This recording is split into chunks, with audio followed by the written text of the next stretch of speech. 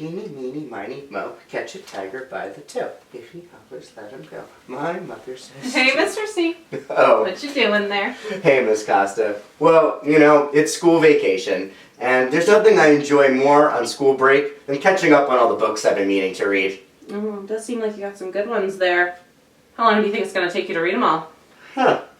That's a good question. I'm not really sure. Although, now that you mention it, I think I have a way to figure it out. You have a timer on your phone, right? Yes. Okay, so I'll start this book. This one's A Fish in a Tree by Linda Malloy Hunt. You set the timer for 1 minute, Okay. and I'll start reading. When the time's up, you tell me to stop. All right. You ready? Ready. Okay, and go. Chapter 1, In Trouble Again. It's always there, like the ground underneath my feet. Well, Allie, are you going to write or aren't you? Mrs. Hall asks. If my teacher were mean, it would be easier. Come on, she says. I know you can do it. What if I told you that I was going to climb a tree using only my teeth? Would you say I could do it then?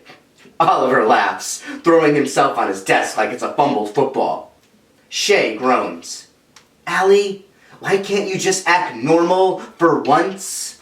Near her, Albert, a bulky kid who's worn the same thing every day, a dark t-shirt that reads Flint, sits up straight like he's waiting for a firecracker to go off.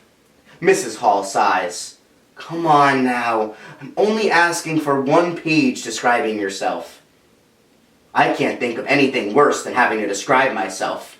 I'd rather write about something more positive, like throwing up at your own birthday party. It's important, she says. It's so your new teacher can get to know you. I know that, and it's exactly why I don't want to do it. Teachers are like the machines that take quarters for bouncy balls.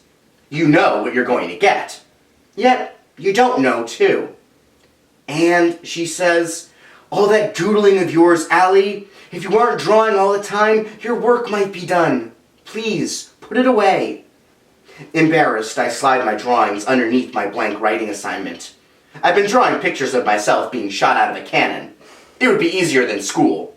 Less painful. Come on, she says, moving my lined paper toward me. Just do your best. 7 schools in 7 years, and they're all the same. Whenever I do my best, they tell me I don't try hard enough. And stop. All right.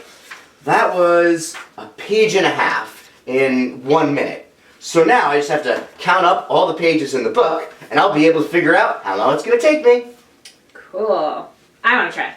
All right, you keep reading from here, and I'll keep track. I got to find out what happens with Allie. All right, here's the timer.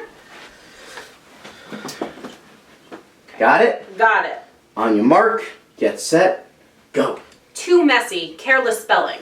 Annoyed that the same word is spelled different ways on the same page. And the headaches. I always get headaches from looking at the brightness of dark letters on white pages for too long. Mrs. Hall clears her throat. The rest of the class is getting tired of me again. Chairs slide, loud sighs. Maybe they think I can't hear their words. Freak, dumb, loser. I wish she'd just go hang by Albert, the walking Google page who'd get a better grade than me if he just blew his nose into the paper. The back of my neck heats up. I don't get it. She always lets me slide. It must be because these are for the new teacher, and she can't have one missing. I stare at her big stomach. So, did you decide what you're going to name the baby? I ask. Last week, we got her talking about baby names for a full half hour of social studies. Come on, Allie. No more stalling. I don't answer. I mean it, she says, and I know she does.